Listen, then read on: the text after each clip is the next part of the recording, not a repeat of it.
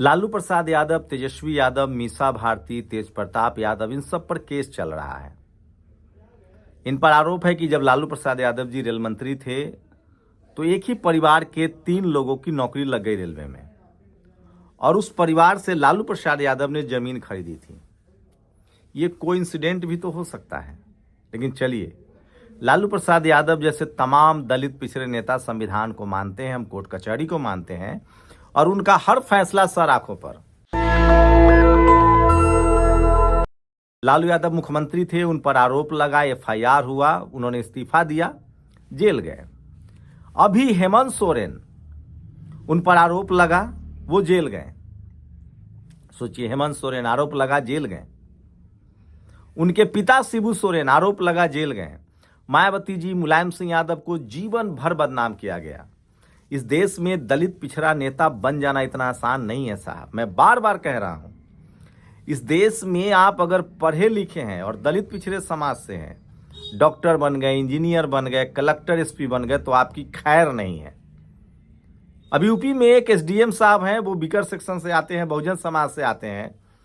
उनके 3 कांस्टेबल ने आरोप लगा दिया कि हमको जाति सूचक गाली देते हैं।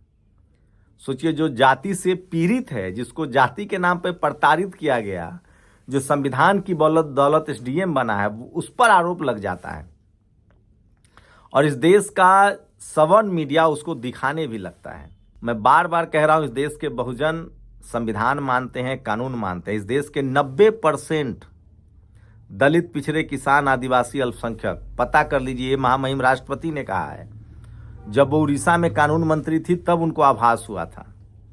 बिहार के पूर्व कारा मंत्री उदय नारायण चौधरी बार बार ये बात कहते हैं।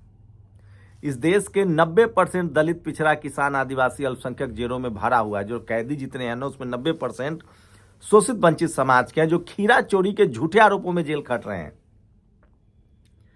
लेकिन इसी देश में एक दूसरा हिस्सा देखिए। मैं नहीं कह रहा हूं कि ममता बनर्जी सही है या केंद्र सरकार सही है, कोई एक तो गलत है। इसी तरह से बंगाल में जब रेड हुआ था CBI का, तभी ममता बनर्जी की सरकार थी, उन्होंने CBI को बंधक बना लिया था। अब ED वाले कह रहे हैं कि ममता बनर्जी हमसे फाइल छीन के ले गई। उनके पुलिस कमिश्नर ने हमें कहा कि पंचनामा में कुछ भी मत दिखाओ, और हमें गिरफ्तार करने की धमकी दी। कोई दलित, पिछड़ा, किसान, आदिवासी, अल्पसंख्यक समाज का मुख्यमंत्री बोल सकता है क्या? चौटाला जेल खट रहे हैं, उनको सजा हो गई। भर्ती मुख्यमंत्री थे, टीचर की नौकरी हुई, उसमें भ्रष्टाचार हुआ, उनको भी सजा हुई। चौधरी चरण सिंह को क्या क्या नहीं कहा जाता है। मैं इसीलिए कह रहा हूं, इस देश में जब तक जुडिशियरी में भागीदारी नहीं होगी, जब तक जुडिशियल सिस्टम में हर जाति धर्म के लोग नहीं आएंगे, इस तरह के सवाल उठते रहेंगे। आप क्या कहेंगे इस झगड़े पर? एक प्रकरण बता रहा हूं, पब्लिक डोमेन में है। चीफ जस्टिस ऑफ इंडिया थे, उन पर आरोप लगा, एक गंभीर आरोप लगा। आरोप लगाने वाली एक महिला थी, पता ही नहीं चला उस केस में क्या हुआ, वो महिला का क्या हुआ, वो झूठी थी या गगोई साहब पर लगा आरोप झूठा था, या वो महिला सही थी। गगोई साहब भी सांसद बन गए, वो महिला भी नौकरी कर रही है मजे से। लेकिन ये सब दलित पिछड़ों के लिए संभव नहीं है।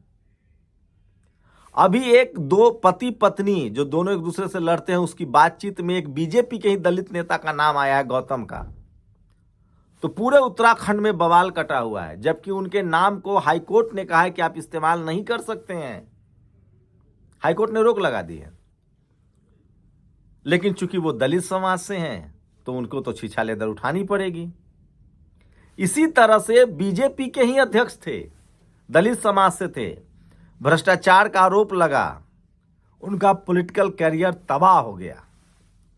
मैं कहना यह चाह रहा हूं कि इस देश में अगर आप दलित, पिछड़े, किसान, आदिवासी, अल्पसंख्यक समुदाय से हैं, तो आप कहीं भी रहिए, बच नहीं पाएंगे।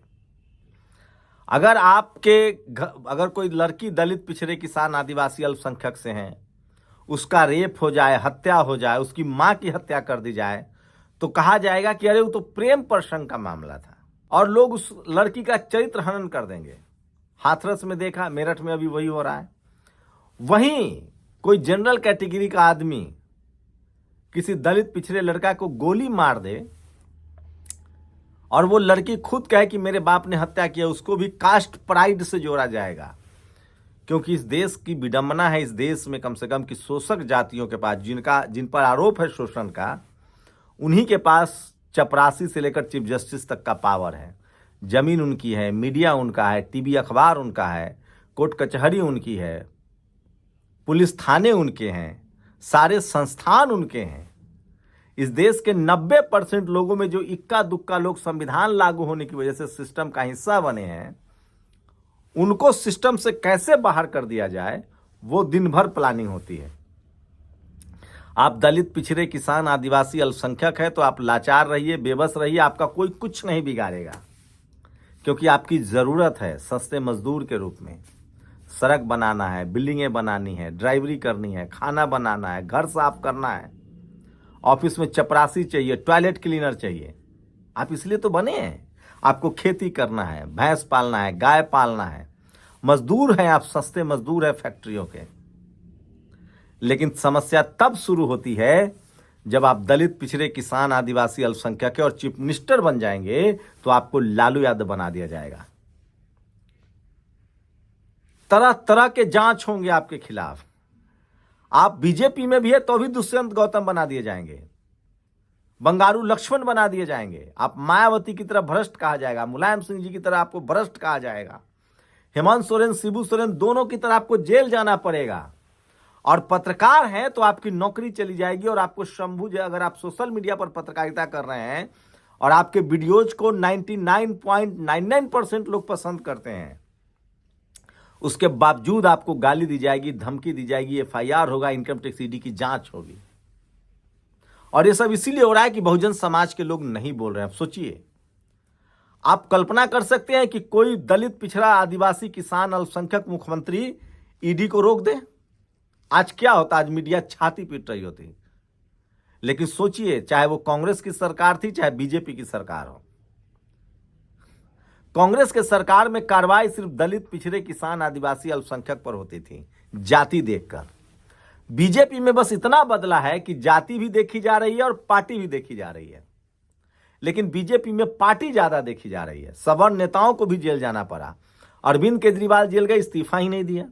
संजय सिंह जेल गए। ममता बनर्जी तो लड़ रही है। कोई एक तो गलत है, या तो ईडी गलत है या ममता बनर्जी गलत है। अब मामला हाईकोर्ट के पाले में है। आपको क्या लगता है? मैं इसीलिए कह रहा हूं, इस देश में जनरल कैटेगरी के नेताओं को सारी सुविधाएं प्राप्त हैं। कोई प्रशांत भूषण कोर्ट की अवमानना कर दे तो 1 रुपया जुर्माना हो सकता है। उसके बाद भी सुप्रीम कोर्ट के जज बोलेंगे कि अरे आपसी भाईचारा का मामला था, घर से बाहर क्यों ले गए। मैं इसलिए कह रहा हूं, ये जाति प्रधान देश है। कोई दलित, पिछड़ा, किसान, आदिवासी, अल्पसंख्यक जज बन जाए तो भी जस्टिस कर्दन की तरह जेल जाना पड़ेगा। कैस साहब की तरह एक ऑर्डर दे दे कि बाबा साहब की मूर्ति लगानी है, उसको नहीं माना जाएगा। आप संविधान लिख दे और अगर आप दलित समाज से हैं तो भी आपका जाति पीछा नहीं छोड़ेगा। भले यूनेस्को में आपकी मूर्ति लग जाए, लेकिन आगरा में आपकी मूर्ति तोड़ दी जाएगी। ग्वालियर में आपको कहा जाएगा कि आपने संविधान ही नहीं लिखा है, जबकि देश की दुनिया की सारी यूनिवर्सिटी में आपकी तस्वीरें, मूर्ति लग जाए, यूनेस्को में आपकी मूर्ति लग जाए, दुनिया आपको सिंबल ऑफ नॉलेज कहे, लेकिन ग्वालियर में कोई मिश्रा आपको गाली देगा। कोई धर्म के नाम पर बाबा आपको गाली दे सकता है, आपके काम पर सवाल उठा देगा। इससे बड़ा क्या सबूत है इस देश के 90% लोगों को किस हिकारत की नजरों से देखा जाता है। अगर आप जनरल कैटेगरी के लड़का हैं और लड़की कोई दलित, पिछड़ा, किसान, आदिवासी, अल्पसंख्यक है तो भी लड़की वालों की हत्या होगी। अगर कोई लड़की जनरल कैटेगरी की है और लड़का दलित, पिछड़ा, किसान, आदिवासी, अल्पसंख्यक है तो भी लड़के की घर की हत्या होगी।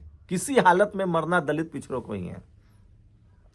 मुख्यमंत्री बन जाइए तो आप लालू प्रसाद यादव की तरह हो जाएंगे, जननायक कर्पूरी ठाकुर की तरह आपको गालियां दी जाएंगी आपके फैसले को। और सोचिए, आप दलित नेता हो सकते हैं, पिछड़े नेता हो सकते हैं। अगर आप दलित, पिछड़े, किसान, आदिवासी, अल्पसंख्यक समाज से हैं तो प्रधानमंत्री बन जाइए चौधरी बाबू चौधरी चरण सिंह की तरह, भारत रत्न चौधरी चरण सिंह की तरह। लेकिन आपको कहा जाएगा कि तो किसान नेता थे, आप राष्ट्रीय नेता नहीं है, देश के नेता नहीं है। अब मायावती जी हैं सबसे जनाधार वाली नेता, तो भी आपको कहा जाएगा। अखिलेश यादव हैं, मुलायम सिंह यादव है पिछड़ों के नेता, लालू यादव पिछड़ों के नेता, आप राष्ट्रीय नेता नहीं हैं। ये देश जातिवाद के दलदल में धंसा हुआ, उसको निकलने का एक ही तरीका है आरक्षण, डाइवर्सिटी, संविधान। और जब तक पढ़े लिखे बहुजन समाज के लोग लगातार नहीं बोलेंगे, ये हालात ऐसे ही बने रहेंगे। तो बंगाल में ममता बनर्जी ने ओपन जंग छेड़ दिया है ईडी के खिलाफ। यह बात है कि ईडी और इनकम टैक्स की विश्वसनीयता कांग्रेस थी तो भी नहीं थी, तब सीबीआई का इसी तरह से सुप्रीम कोर्ट ने तोता कहा था। लेकिन बीजेपी की सरकार आने के बाद और ज्यादा उनकी जो विश्वसनीयता है वो खतरे में पड़ा है। लेकिन दलित, पिछड़े, किसान, आदिवासी, अल्पसंख्यक संविधान मानते हैं, उनके खिलाफ जांच भी होता है तो वो उसको सहते हैं, जेल जाते हैं, बगावत नहीं करते हैं, करनी भी नहीं चाहिए। लेकिन ममता बनर्जी ब्राह्मण समाज से आती हैं, उनको पता है, वो भी उसी तरह पली बढ़ी हैं, तो आरएसएस को करारा जवाब दे रही है। अब समय बताएगा ये करारा जवाब है या दोनों की आपसी गलवहियां हैं। लेकिन दलित, पिछड़े, किसान, आदिवासी, अल्पसंख्यक नेताओं को जब फंसाया जाए तो यकीन मानिएगा कि उनके साथ जातिवाद हो रहा है। जब दलित, पिछड़े, किसान, आदिवासी, अल्पसंख्यक, डीएम, एसपी को फंसाया जाए तो मानिएगा कि जातिवाद हो रहा है। पत्रकार को फंसाया जाए तो भी मानिएगा कि जातिवाद हो रहा है। क्योंकि चपरासी से लेकर चीफ जस्टिस तक, media, judiciary, college, university, bureaucracy, business, सब जगह जब तक दलित, पिछड़े, किसान, आदिवासी, अल्पसंख्यक नहीं होंगे, उनको कैसे न्याय मिलेगा। इस देश में आज ठीक लिखा है किसी ने, इस देश में लाइव प्रसारण होता है सुप्रीम हाई कोर्ट के फैसले का, सुप्रीम कोर्ट के फैसले का, पार्लियामेंट का, यूपीएससी का इंटरव्यू भी लाइव होना चाहिए। तो ममता बनर्जी को फिलहाल देश के बहुसंख्यक आबादी का समर्थन मिल रहा है, उनको लग रहा है कि वो ईडी से लड़ रही हैं। लेकिन सोचिए, बहुजनों के खिलाफ, बहुजन समाज के खिलाफ तो पूरी दुनिया होती है, पूरा देश होता है, और खासकर जो पावर सेंटर्स में लोग बैठे हैं वो उनके खिलाफ होते हैं। तो आप लोग की क्या राय है, अपनी राय जरूर दीजिए। शुक्रिया। नेशनल दस्तक की आपसे गुजारिश है कि अगर इसको बचाना चाहते हैं तो नेशनल दस्तक को सब्सक्राइब करने के लिए रेड कलर के सब्सक्राइब बटन को दबाएं, फिर बेल आइकन की घंटी दबाएं। नेशनल दस्तक को बचाने के लिए बहुत जरूरी है कि हर खबर को शेयर करें, लाइक करें, कमेंट जरूर करें।